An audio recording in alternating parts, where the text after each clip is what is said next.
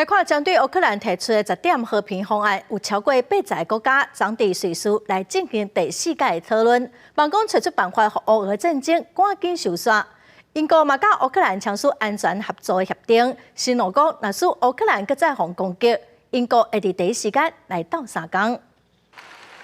为了要找一个结束俄战争的和平方案共识，来自83个国家的国家安全顾问，这次参加由瑞士共同主办的会议。这是针对由乌克兰总统泽伦斯基在2020年11届就乌克兰持久而且公正和平提出的10点方案所进行的第4轮讨论，尤其重点是放伫咧俄罗斯撤军加防止战争升级。Our strategic objective, as I said,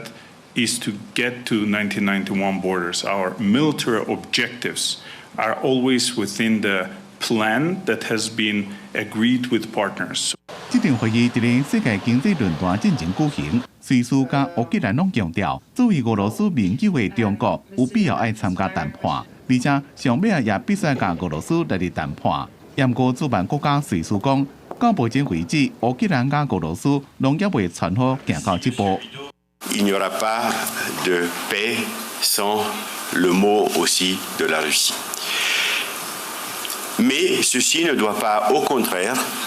nous amener dans la dépression profonde de dire autant que la Russie ne fait rien, nous restons là et nous attendons.